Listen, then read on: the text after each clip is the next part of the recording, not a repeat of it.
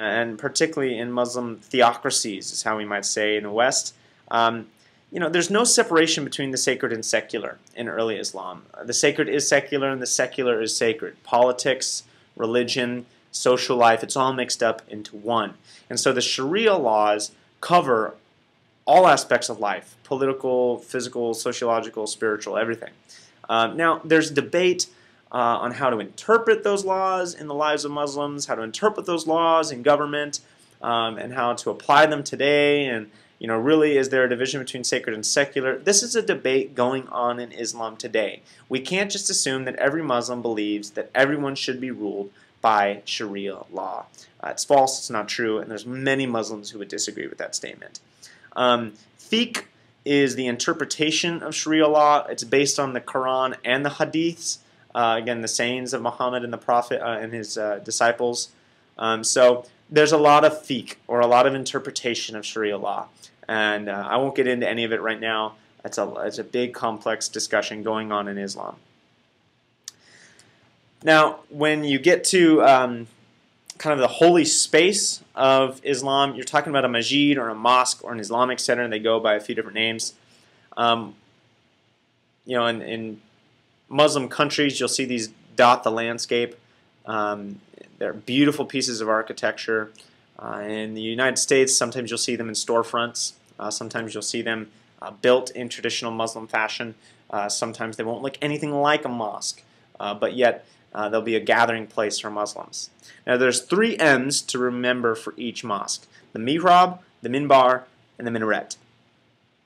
The mihrab, okay, this is going to be the spot in the wall that tells you where Mecca is. It's usually like a niche or like an alcove showing you this is where Mecca is. This is the direction that people will pray to. And sometimes there'll be an ornate design there as well. The minbar is kind of a raised seat with some steps where a teacher will sit when they teach their fellow Muslims. You'll see that in every mosque or masjid or Islamic center. You also typically see at mosques a minaret. You may not see this at Islamic centers or masjids, but at every mosque you'll see a minaret. And this is where the muezzin calls the people to prayer. This is something that you hear every time we go to the Middle East in a movie, whether it's the Bourne Ultimatum or some movie with Robert Redford or even James Bond. I don't know why I'm choosing these spy movies, but anytime you go to the Middle East, you're going to find that you hear the muezzin and the call to prayer called the adhan. It's a beautiful recitation of the Quran, quite lyrical and rhythmic, and it's called out from the minaret. Sometimes it's actually called out by a physical voice if you're in a small community. Other times it's on a loudspeaker. Okay. Some customs to know if you're ever entering into a mosque, masjid, or Islamic center: you remove your shoes before going into the space. Before prayer, you do ritual washings called ablution. So if you go into a Muslim mosque, masjid, or Islamic center, you go to the bathroom. There's kind of like these baths there. They're meant for ablution or a ritual washing. Also, men and women are separated. Children go with women as well. Every Friday, usually, there's a time for an imam or a teacher, a respected leader of the mosque, to share some teaching from the Quran. Again, so that's usually done on Fridays. Now, as I mentioned, you've got some of the techniques understood. You understand the solution, the problem of Islam. What are some of the exemplars? Well, right now we'll do a little short biography of Muhammad, not a bibliography, but a short biography. The guy was born in 570 A.D. Okay, he was a camel driver. A successful businessman, you might say. He got married at 25 to an older woman, and around the age of 40, he became spiritually troubled. He looked around at life and the polytheism, and he didn't like it. So he would often, around this time, retreat to a cave at night. And one time, he was visited, and he started to receive the words of the Quran. And he did so for about a month.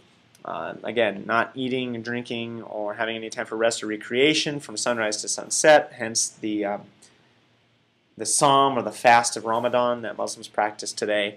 And after that, everything changed. He started to preach the Quran and submission to Allah, and met with initial success in around 619, but then was exiled in 622. known as the Hijra. This is kind of the establishment of the Muslim community.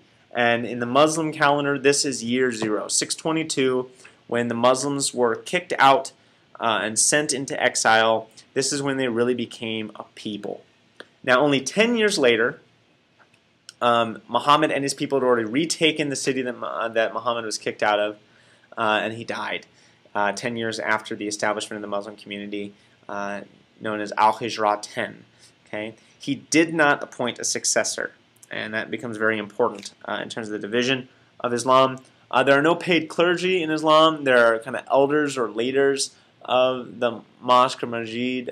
There sometimes can be paid staff members, but they're not clergy. They're not spiritual leaders who are explicitly paid, although they sometimes can be given great donations or zakst.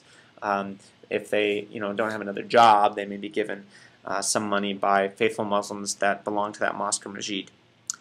They go by various names: imams, ayatollahs. They're religious leaders, they're political leaders. Depends on your division in Islam. And that's what we'll turn to next. The three major divisions of Islam are between Sunni, Shia, and Sufi Muslims. Now first, the Shia. The Shia Islam, or the Shia Muslims, they believe that it's by direct relation that you should inherit the mantle of Muhammad. And so if you're related to Muhammad, then you can lead like Muhammad. And to lead like Muhammad is to lead socially, politically, and spiritually. Now to Sunnis, they believe it's based on merit, not blood relation. And they also believe that you hold social and political power like Muhammad, but that anybody can, based on merit, again, hold religious power. It's not all wrapped up in one person. Now there are also Sufi Muslims. Sufi literally means wool wearers. Again, these are people who kind of renounced the ornateness of established Islam in the Middle East in its high days. They became kind of monastic communities of Muslims. Their goal is to taste the here and now of God. They're not doctrinal, legal Muslims. They are very much mystical Muslims. Now, of course, there are what Stephen Prothero calls drunk and sober Sufi Muslims. Drunk Muslims focus very much on love, mercy, and mystical union with Allah. Sober ones say, yeah, love, mercy, mystical union, it's all good. Experience Allah, but be aware of Allah's wrath. And so they temper that kind of all-out devotion to Allah and mystical union with Allah by saying, Allah is a God of wrath too, so be careful. You need to follow His laws, you need to follow His rules, you need to keep to the 5 pillars. You can't just get rid of them and practice your mystical practices, because God is a God of wrath. Some of the more famous Sufi Muslims are the dervishes, the whirling dervishes pictured here, who spin around in circles, experiencing the here and now of God in their dizziness. Another famous Sufi Muslim is Faisal Abdul Rauf, sorry. He was trying to put together a mosque near Ground Zero in New York. It's kind of a big news item in 2010. There's an article I passed out in class called Good Sufi, Bad Muslims, again from the University of Chicago Sightings publication. It's wrong to assert that Sufis aren't involved in politics. They have been in either upholding political leaders or denouncing political leaders. So they're definitely still involved politically, and they are not always just quote-unquote good Muslims. And there's a whole discussion of that in this article. I encourage you to read it.